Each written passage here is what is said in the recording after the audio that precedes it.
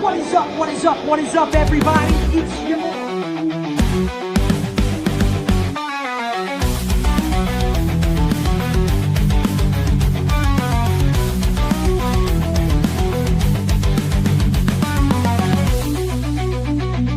eye stuff, you know, with like tools and whatnot.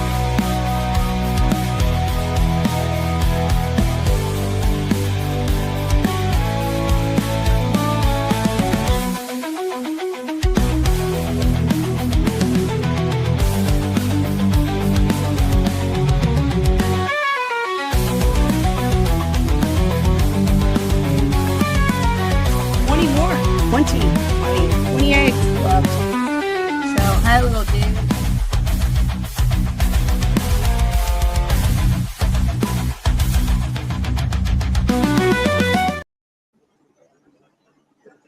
Hello everybody.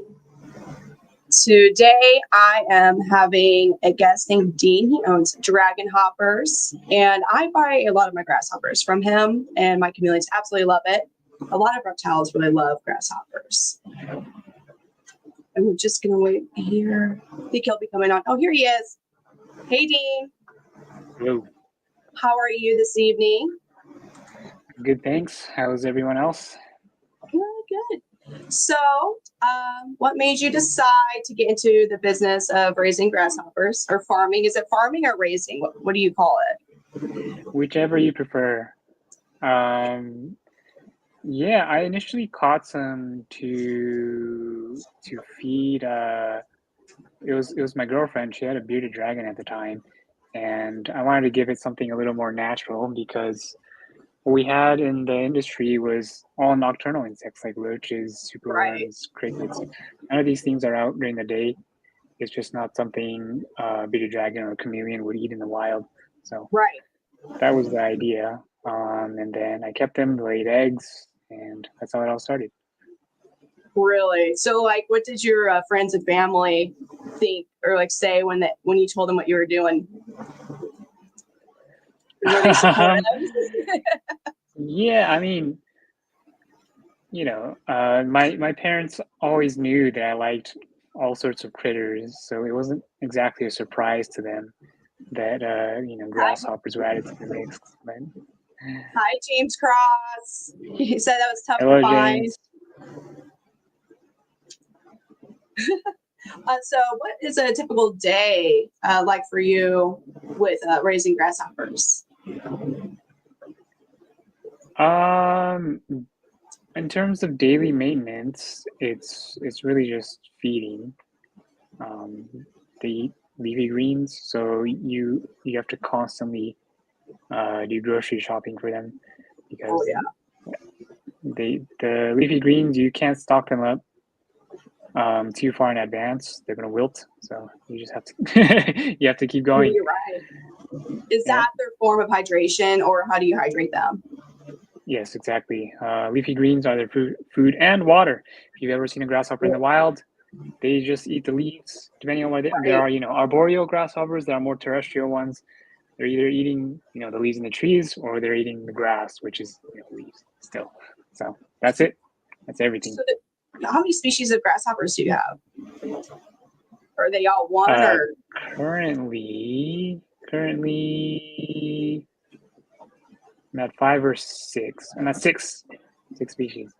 I think you've probably, since you've only ordered a few times, you might have only gotten one species. The other thing is, since you live a little farther east, it limits the options that I can send you. I think only 3 out of my 6 species can go all the way to Missouri. Is it due to like I know we can't have certain like native species. Is it because of that, or is it because they won't survive the transportation? You live close to him, James. Regulations. Yeah, James. If you're in California, you get all the good stuff. But yes, so I do have to talk about this since the folks at the agriculture departments have requested that I be more proactive in disseminating this information to this community. But legality is a serious issue when it comes to grasshoppers because they're literally an agricultural pest. Right. So yeah, locusts, which are swarming grasshoppers, have destroyed lives all over the world. So if you're selling grasshoppers, the way it works is they must be native to your state, and you must get permits with that state's Department of Agriculture. And then, well, if they're not native, you're not going to get a permit, most likely. It might depend on the state, but what I would recommend is don't try to lie about the range and say they're native to where they aren't. Some people have done this before. That's a fraudulent permit, and it won't work out so well. And then for shipping out of state, there's another layer. You need permits from USDA, the U.S. Department of Agriculture, and the species then needs to be native to both your state and the state that you are shipping to. So, oh my God, I did not even think of that. But now, so are they are different than locusts, but they're very similar, right? In a way. yes. So locusts are a type of grasshopper. So Okay. let's say there are thousands of species of grasshopper in the world. About, I'm not sure the exact number. Somewhere between 10 and 20 are classified as locusts, and that just means they have the ability to swarm. Basically, when they're solitary, let's say they have like a green color and they kind of jump around. Each one acts as its own, and when they become crowded, they switch to sort of aposematic markings, which means they'll turn like red and black or yellow and black or something like these contrasting markings, and then they'll start moving more as a unit. So you'll see a little more synchronized marching movements, and when they're adults, they'll fly all kind of in unison. And if you've ever seen those swarms of desert locusts on the nature channels or whatever, that's what we're talking about. So those are the big issue, right? Like as far as like they can wipe out a whole crop. Yeah.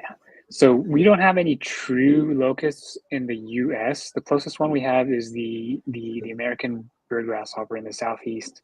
That one does have sort of a gregarious phase, but they're not quite fully synchronized like you would see in the desert locust or the Central American locust. It still is the most destructive grasshopper in within its range where it occurs, but it's not causing famines. So could that ever be a problem? Like if somebody was irresponsible and was trying to farm their own locusts for their reptiles and like they got out, would they not survive in most of the climate that we have in the United States? Yeah, so it would depend on where they're released. Most likely somewhere where they're not supposed to be, that's where you might see the biggest issues or something like that. But that's why it's important to just follow the regulations set by USDA and the state departments. What's your favorite species? James Cross would like to know. Oh, what's my favorite species? Yes. I have one favorite that I'm actually not ready to talk about yet. It's one of my secret projects. Out of the ones that people know about, I really like the spotted bird. Yeah, second favorite. Spotted bird grasshopper is a really nice one. It has a variety of colors, and it gets very large. And I'll tell you after, James. James. Yeah, but yes, spotted bird it's a huge one. You can ship it from East Coast to West Coast and vice versa because it has a huge native range. The thing is, all the other bird grasshoppers, which are the big ones, they have rather restricted ranges. So there's the American in the southeast, the gray bird in the southwest, but the spotted bird just kind of ranges across the entire U.S. because it just has a lot more adaptability in different ecotypes and stuff like that. Oh, that's awesome. Do you have any other animals, Dean? Mark would like to know. In terms of pets, yeah, I have a lot. We have a couple bearded dragons. They're all shared between my wife and I. But bearded dragons, we have a couple Herman's tortoises. We have 2 leopard geckos. We have 2 blue tongues. We have the chameleon, the panther chameleon, Simon. Is that the one I put on the thumbnail, the one that's your profile picture. He's really pretty. That's Simon. Simon, he's really pretty. Where did you get him? I got him at a local show 5 years ago now. 20. Oh wow, you're doing really good. 5 years old. Yeah, he is 5 years old now. Simon is he's a geriatric. It's so crazy to think that. How do you see your project in 2 years from now? Yeah, so I am, my goal with this whole thing is to sort of get a range of natural feeders for animals like chameleons, and that's just not present currently in our industry. No. Grasshoppers are the first part of that. What I want to do is get several species of grasshoppers established. I'm at the point where I want to move on to katydids, but I don't have any room. So, I'm at the stage where I may start having to, give my projects to people, and that way they can be, produced in higher quantities. Right now, I'm not meeting the demand at all, set by customers and stuff like that. I'm hitting you up so much. I'm like, I need more. Like, especially since they held mine hostage for 2 weeks. Yeah. So I need to. Oh yeah, that was crazy. Yeah, for those who don't know what we're talking about, there's an issue. There's some sort of shipping issue that happened between USPS and Shopify, which is what I use. And I don't know if there's some sort of dispute between them or what, but basically an entire week of shipments, not just for me, but anyone who used Shopify for anything. Everywhere. All the packages got like rerouted for like post assessment.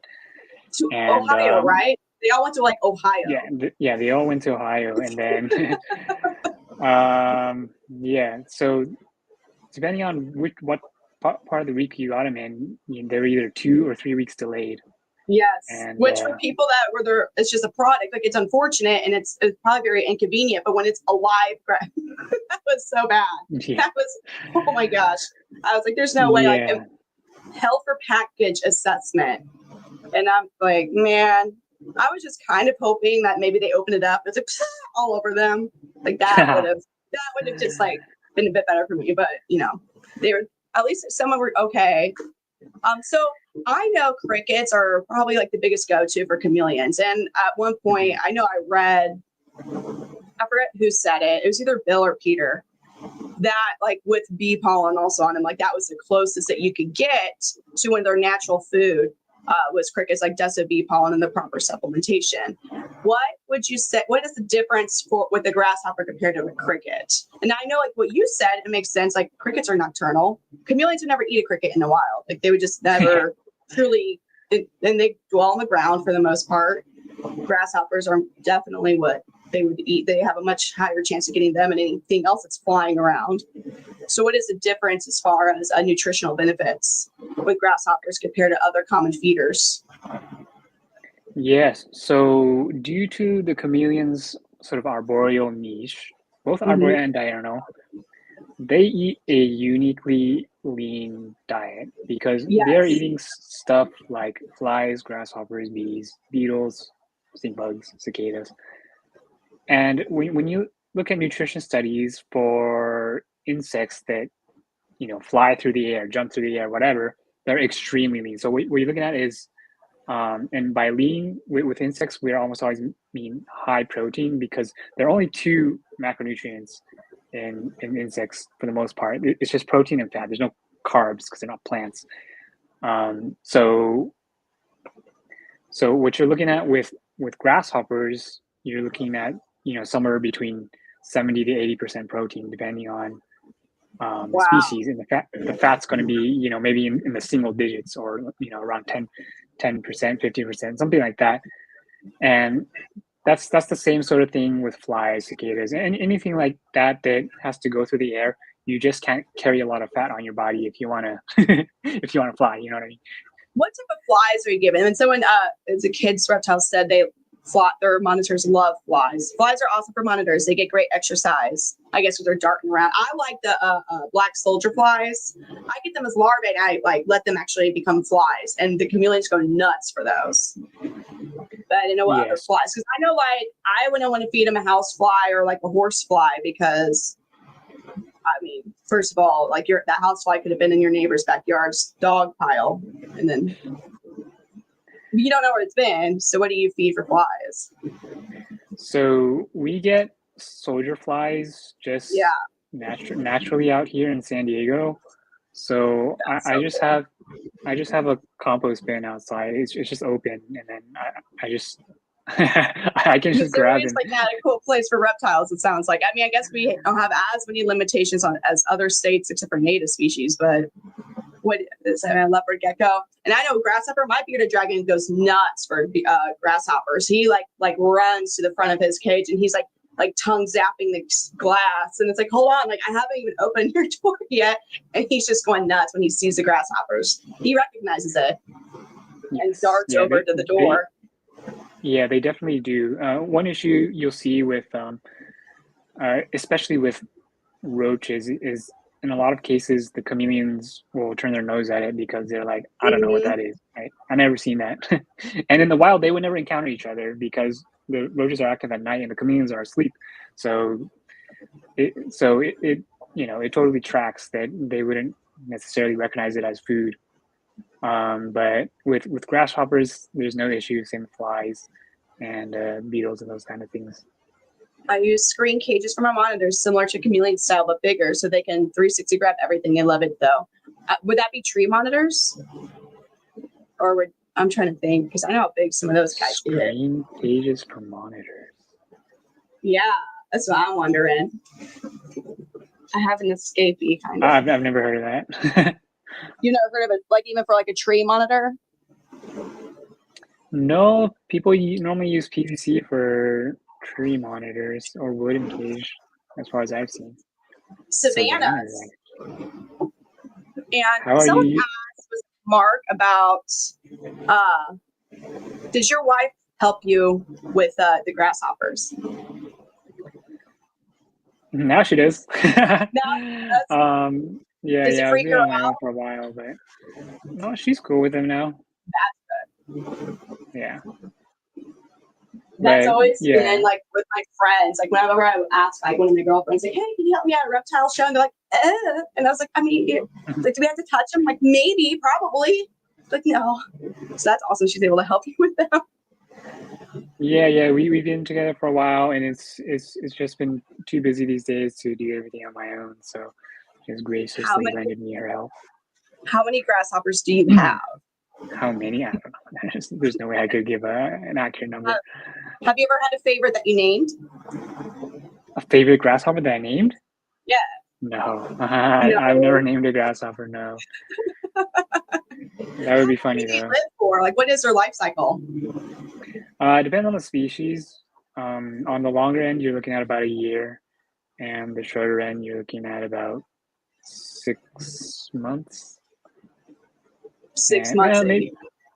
Yeah, I mean, if we're talking about like the farther north you go, the shorter their lifespans will be. That makes winter sense. is so long, so maybe in some areas there may be some that you're not looking at living much longer than 3 months. So do they lay their eggs to like winterize and then they hatch at the like spring, like first species that depends. Like we're here. It depends on the species. The farther south you go, you'll start seeing these grasshoppers that are called non-diapause, where the eggs don't go through that winter pause. They just lay them in the ground and they hatch in like 3 weeks. But for most species in the U.S., and certainly this is the case for all the species that are legal to ship all the way across the country, you're looking at an egg diapause, which means after a certain period of incubation, the eggs completely freeze up development. So let's say after a month or so, they won't develop any further. And what you need to do is you need to stick them in the fridge, and the cold temperatures will break the diapause, and then you can bring them back to the heat, and then they'll hatch because you've given the winter simulation. This sounds like what I do with the chameleon eggs sometimes when I don't want to have like 200 babies at the same time. It's like, Yeah, it has like kind of a synchronizing effect too. It's really interesting. that's what I'm hopefully I'll be getting the clutch here soon. Well, I say here soon, like a few months. That's what I want. That is what it was supposed to be, is a few months. So wait, how long have you been raising the grasshoppers for now? The first ones I had were the palette wing grasshoppers in 2016. That's when I started. Yeah, that would be the very first ones. So we're almost a decade now. It wasn't necessarily a business back then. It was just for our pets. But yeah, almost a decade. Well, did anybody kind of give you the idea to start it? Because I see you're involved with the chameleon community. You're mentioned a lot. Bill's who recommended me to you to start buying from you, and I didn't know if maybe chameleon people or anything like, hey, like it'd be cool if we started to have something like that more available, because it's not really. Yeah. Yes. You said earlier. People started, asking me for them. Is how that started. I keep hearing Karate Kid when he says grasshopper. So is there a fun fact about grasshoppers that most of us would not know that you... Fun fact that most of you wouldn't know? I mean, I'm sure there's a lot, but what kind of thing are you looking for? Well, anything. I can rattle off stuff about chameleons. If it wasn't for Dean, we wouldn't have the luxury of grasshoppers. That's very true, James. It's very true. We would not. Yes, and hopefully we could make them more available. That's the plan for the future. But I need to. I can only produce so much. I think what I need to do is just start the education thing a little more, and get others set up, especially people who can produce them out of warehouses and stuff. Because I can't start a warehouse here. People have I've gotten offers to invest in warehouse production here, but I live in what I think is the most expensive county in the country, and the overhead here is crazy. So what's your average overhead with the grasshoppers? Right now it's not bad, but I'm just working out of my house. But if I were to start a warehouse, we would be looking at the prices are like, I think it's about $25 per square foot per year. Well, let's just say if I wanted 1,000 foot square foot space to rent, that would cost 20 something K a year just in rent. And I think minimum wage here is 17, but but you don't want to pay minimum wage. That's not really a living wage here. The living wage in San Diego is more like $30 an hour. Oh, I know, it's very expensive. I think, I mean, one of my old jobs, I believe California was like, it's New York and California with the highest COL, cost of living. And so I never understood how anybody, because I know most adults, like, unless you're married, like most of them have roommates, like you cannot afford. Most people can't afford just like even a house or an apartment to themselves there. So I can imagine having the extra space. But James says he could convert your garage if you need some help to convert your garage over. It's okay, James. I'm just gonna stick the grasshoppers in your house so you can breathe them. I need to. Yeah, I need to, just give away some of my projects that I've had established and I could probably teach easily. And people in other states that have lower overhead, they can produce them, and that way I can focus on moving on to new projects, including katydids and beetles and other stuff that we just don't have yet. The ultimate goal is. Yeah, the ultimate goal is, if someone wants to feed their chameleon, instead of looking at crickets, roaches, and superworms, they can go and get grasshoppers, flies, beetles, katydids, these type of things, and have it be relatively available. And that's sort of the big issue right now. It is a very, so it looks like General Conductor, maybe Britt, Mark, Chris, we're like, we all want grasshoppers. And James said he would gladly take some. So you already got, I did buy, I'm not going to say the person's name but I did buy my first 2 things of grasshoppers from somebody else. And when I would ask questions, I knew that they knew how to take care of grasshoppers and like what they needed to know for that. But almost like it's just from what I've talked with you tonight, almost every little aspect about grasshoppers, not just grasshoppers, other insects. And it makes sense to actually be able to get grasshoppers because, we do feed. You're so right. When you think about it, almost every feeder that we give most of our reptiles, they're nocturnal. And crickets, I've thought about dabbling and trying to raise my own crickets. I don't want to because they're just disgusting. I know they're necessary, but they're disgusting creatures. They're gross. And so do grasshoppers, do they not ever become cannibalistic or they're hurting each other like crickets can if you're not taking care of them properly? Yeah, they'll absolutely do it. Not because that's their preference, but because usually it's a case of dehydration because with leafy greens, they dry out so fast you have to constantly replace them. What happens if there's not enough moisture, what they'll do is they'll start chewing on their molting brothers, basically, just to get the hydration. And that's the biggest culprit as far as cannibalization goes. So you just have to be on top of getting fresh vegetables to them. Would a misting system benefit them, or is that type of water rough on them? Yeah, it is rough on them. Usually, grasshoppers because they're a summertime insect. They like it hot and dry. That's an interesting concept considering it's almost the exact opposite with the chameleons. Like that, how we keep them.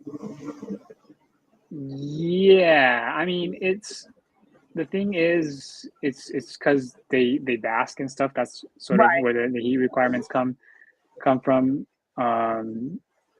But otherwise, if we're talking about setups, besides the misting, they are more similar to like a chameleon setup than like crickets or roaches and stuff because you are using this screen cage, maybe a little more arboreal than you would expect out of other feeders.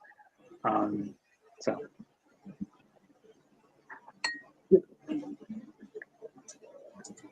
I was going to say, because James was saying that they're like addicting, and I still have that one juvenile. Almost every other chameleon I have, they gobble them down.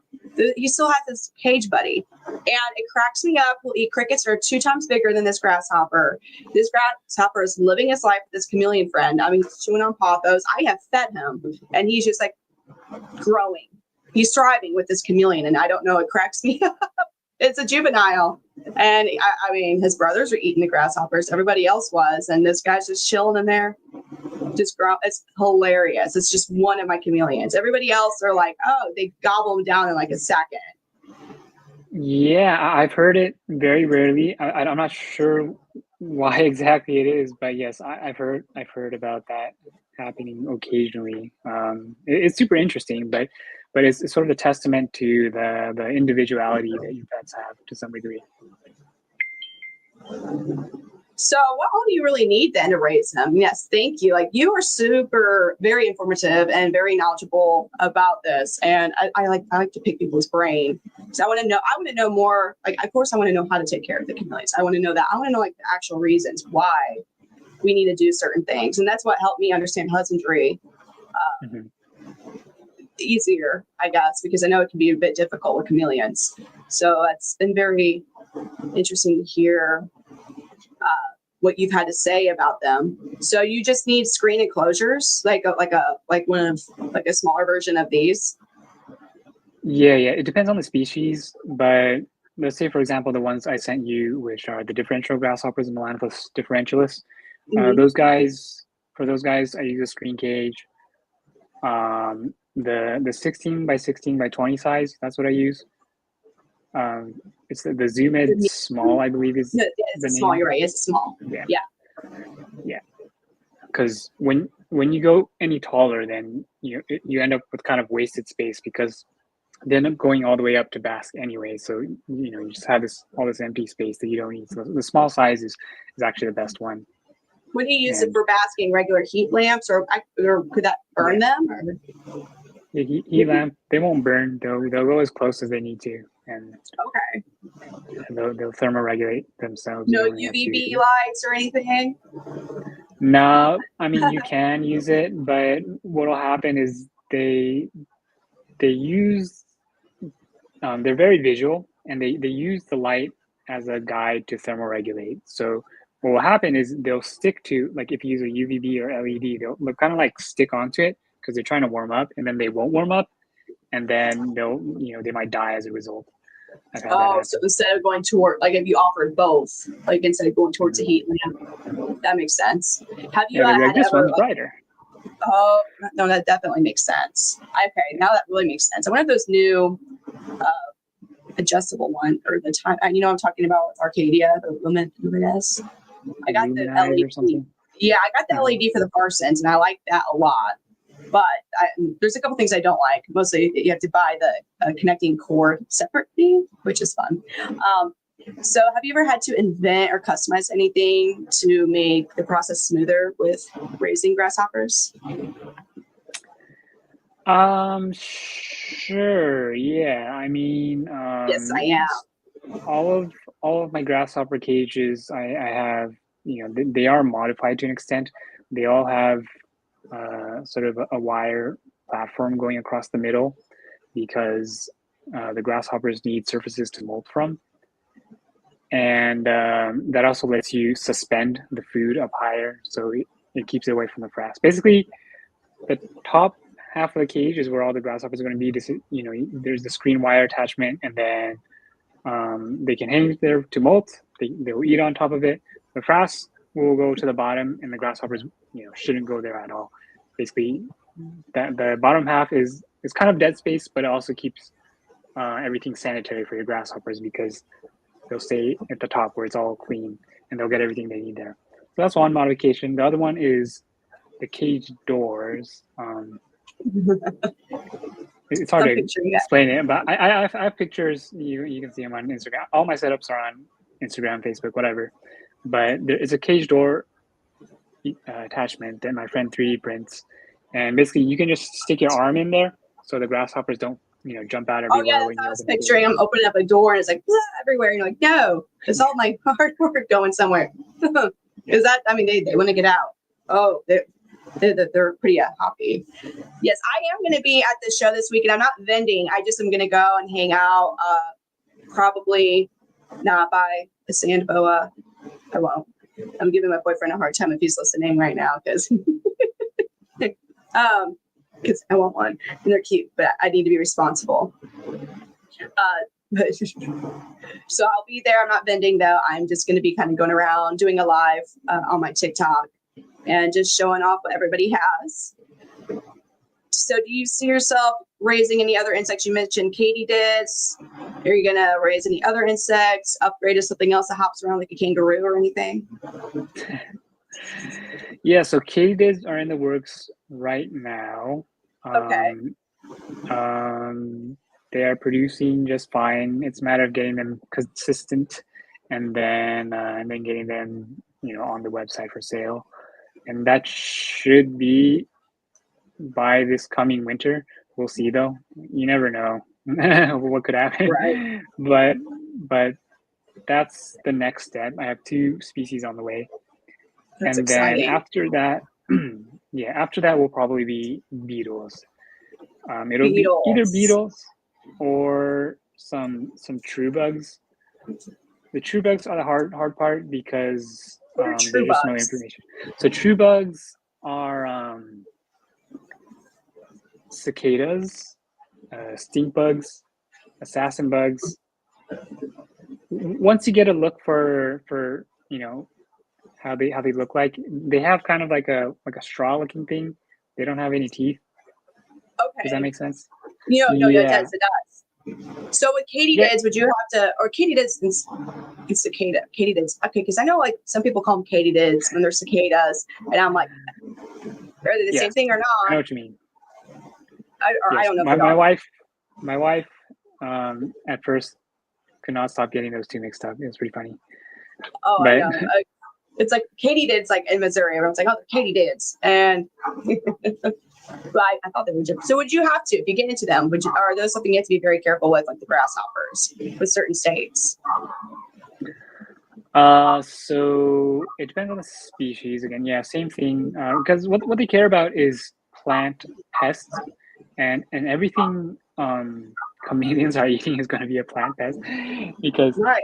chameleons almost exclusively eat herbivores and pollinators. They're a little different from a lot of other reptiles in that respect. Because if you think of like a blue-tongued skink or something, it's on the ground, just kind of eating whatever. So they'll end up eating the roaches and the worms and all these sort of omnivorous type insects. But with chameleons, they're eating stuff like grasshoppers, which are just herbivores. They're eating flies and bees and wasps. They're just pollinators. They'll eat stink bugs. Green beetles. I don't know if they're considered herbivores, but they drink sap, right, from plants. Oh. Or maybe they are. I don't know how to classify it when you're not like eating the vegetation. So they're I assume still called sugivores? herbivores. But Well, they're not eating. But yeah. They're not. Anyway. What about green beetles? Sap suckers. James Cross said, what about green beetles? Yes, yeah. So I was when I first moved, I had started the beetles immediately because they were just all over the place and flying into our yard. But the species that I had sort of just collected and bred immediately, it's a nice beetle. It's a huge green one. The big are those the Japanese beetles, or what we call the emerald looking shiny green ones? They're called, so you guys get a smaller one in the East called the smaller. So your things there are bigger than that. Yes. I'm thinking about pretty big. The ones in the East are, I can't remember the common name. It's Cotinis nitida. It's a green beetle about that big, and the one we have in the West is called Cotinis mutabilis or something, but same genus, but it's about twice the size. It's a huge green beetle, and the chameleons really like it.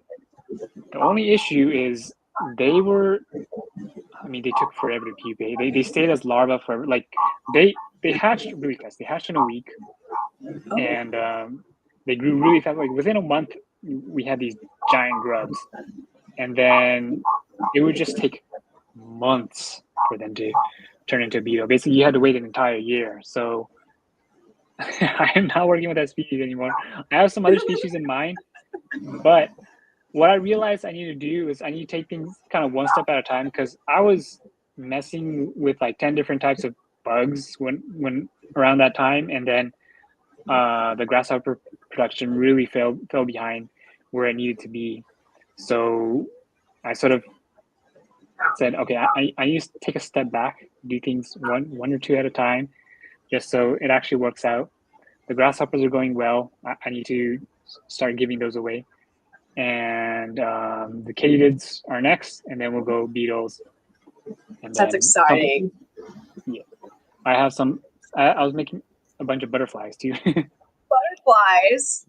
So, what are your plans with the butterflies? Same thing, or that'd be difficult to ship. Or not people. Yeah. I'd be like, no, not the butterflies. Yes. So I think what I would be doing is caterpillars that are, ready to pupate very quickly. I think that would be the only way to ship them.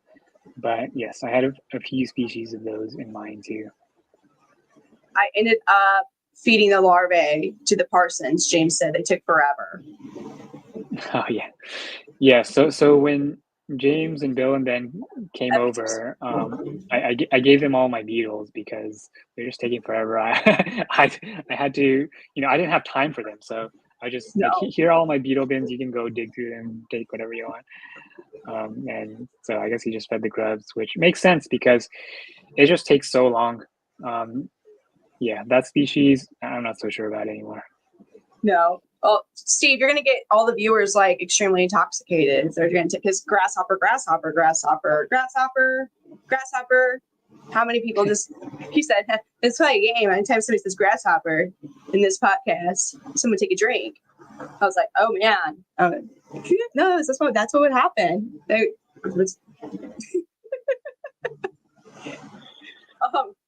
No, what I was gonna say something and then so if someone wanted to get into grasshopper farming, what should they start with? Where should they start? Would it be okay to catch some that we have outside? Or Yeah. You can definitely catch them outside. It depends. It really depends on where you live in terms of what species you have available. If you're in the southern half of the United States, it gets a lot easier because you have access to species that don't diapause, so they'll hatch very quickly. But if you're anywhere else, you still have plenty of options. You're just going to be looking at doing some refrigeration. And if you want to ship, to the other side of the United States, you also are going to be looking at these diapausing species where you have to use a little fridge time. So there's going to be times like where you're not even able, I mean, outside of like the cold temperatures, I know like there's just temperatures that are not safe to ship anything, but depending on the species that you would have, you may not even be able to offer anything to ship. Or are you able to basically, if you're providing them with indoor temps, can you keep them going all year long, like outside of their lifespan? Or is it going to be basically when it's cold out, there's... No, because I just use, if we're talking about diapause, I'm just using the frizz to unlock that, so there's no issue. I produce them all year. Okay. Yeah, and as far as you mentioned shipping, depending on the species, shipping in cold weather is not really an issue. The differential grasshoppers are very tough. I sent them to like negative temperatures in Colorado. They got left on the porch, and they made it. Not every species will make it, but those guys, that one in particular is tough. Oh yeah. I mean, I know the crickets starts to get nervous for me, like in the winter when I still have to get food. I have to get bulk crickets. I get like 7,000 a week. So I'm like, right, yeah. The crickets they're tropical. The species that we use are usually do you use the banded one or the regular European house cricket? The brown band? No, the banded. Yeah, the banded. So that banded one is the tropical house cricket. So those guys really like stable temperatures. We actually have them. We have those wild here in San Diego too.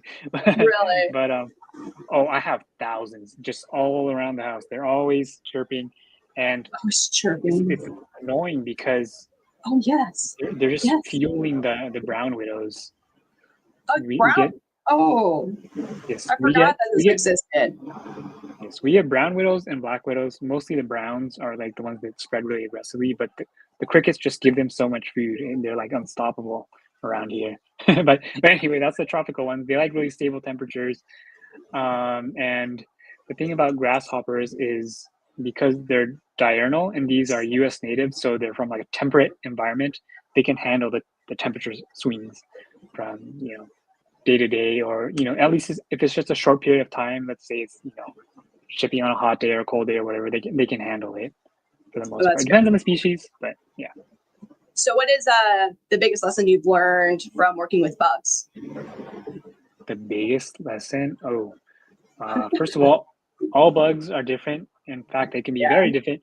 But another thing you will learn when you start working with different types of bugs and you start pulling random species from the wild just to test is that the vast majority of insect species are specialists. So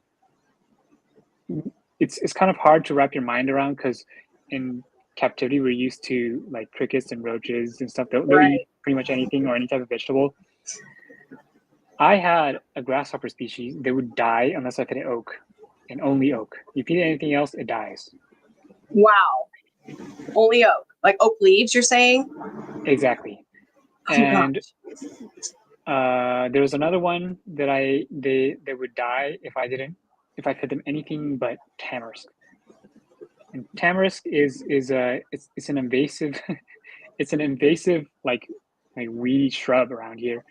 It somehow arrived here about a century ago, and somehow during that time the grasshopper completely adapted to it, and now I can't eat anything else. So the grasshopper is a native species that happens to love this invasive species of plant. That's so neat. I bet that would be a way. Do they does California encourage you then to farm that specific type of grasshopper so that you could or I don't know, help with the invasive plants?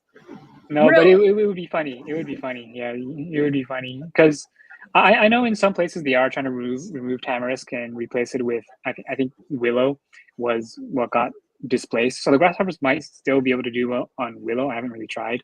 Like once I realized that it it has such steep dietary requirements, I was like, okay, I'm not interested. That's insane. Like I wouldn't think you would think that they wouldn't.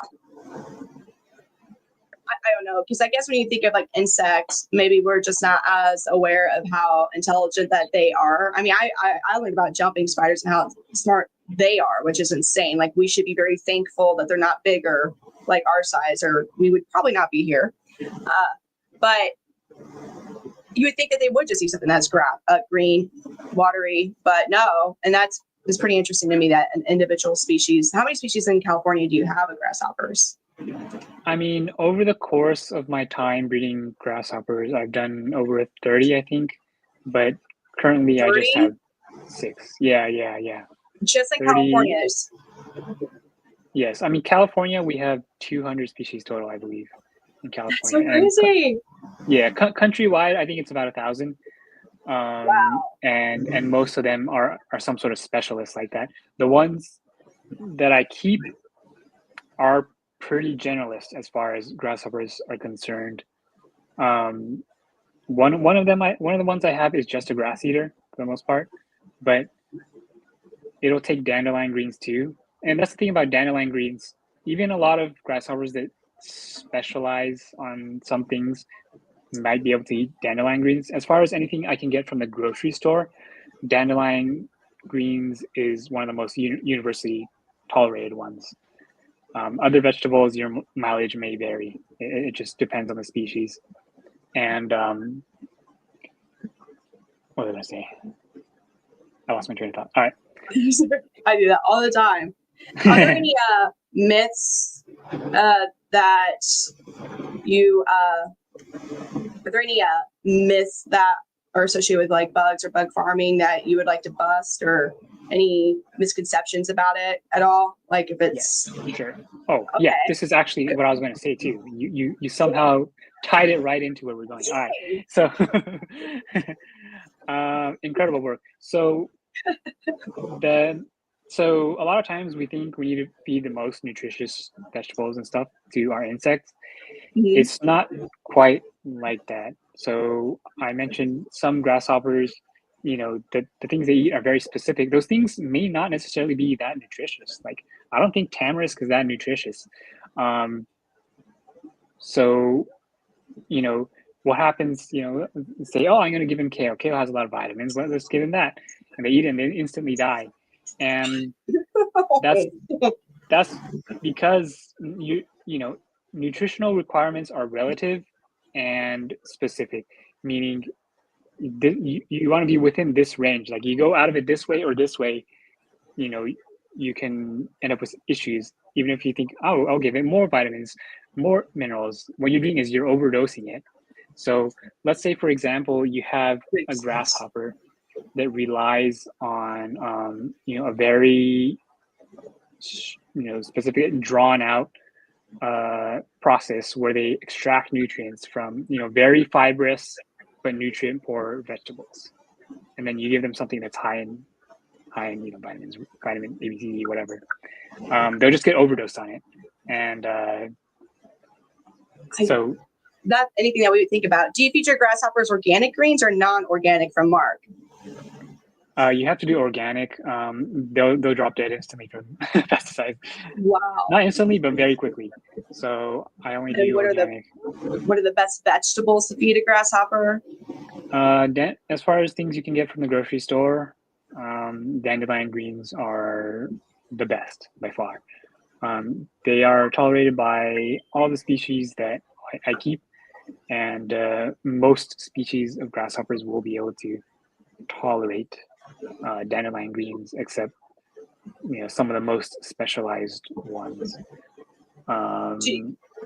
Do you sell a lot of the ones that are more specialized in what they eat, and if so, how do you send food that for them? So the Carolina grasshopper is probably the most specialized one I have right now, and it's mostly a grass eater. When I do send it, or if people ask what does it eat, I just say grass or dandelion. So you can get those cups of wheatgrass at the grocery store, or you could just grow it yourself. It's really easy to grow. It grows at room temperature. You just get a little like deli cup with a little cocoa fiber, and then you put the wheat seeds on top, and then you get grass. So that's actually not too hard then. Yes. So that's actually and that wheatgrass is a complete diet for them. Like it contains all the nutrients the grasshopper needs to grow perfectly, to full size and breed and everything. Yeah. That is awesome. Well, I do believe we are going to need to wrap up, but I guess I'm trying to think real quick if I could think of something that maybe, I know that grasshoppers, in different parts of the world, they're a delicacy, right? For us to eat, right? Like different parts of the world. Have you ever tried eating one yourself? Or... No, but they're probably not that bad. I mean, they don't, stink, at least in the way the crickets do. So I gotta imagine, as far as bugs go, they're not too bad. Maybe a chocolate dipped one, like a chocolate dip grasshopper. Would you try one of those? Yeah, maybe chocolate dip or fried or something like that. If we ever end up in California or Missouri somehow, we'll do that. We're gonna try. I kind of am. Like I'm over here like deep fried grasshoppers and chocolate, like some. Yeah, I'm sure it's doable. I'm joking, but well, thank you so much for joining us tonight, Dean. You have a lot of amazing information, and I also will be messaging you soon to get more. Or actually, I'm going to be getting those here soon, I hope.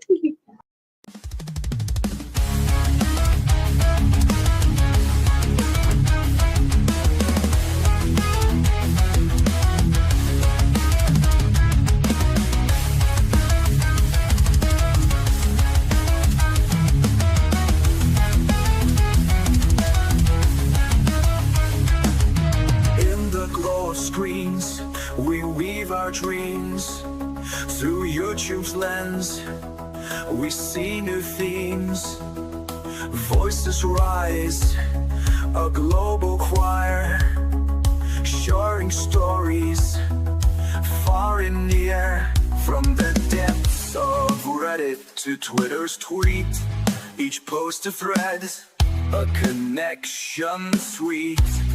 In the digital maze we find our way through the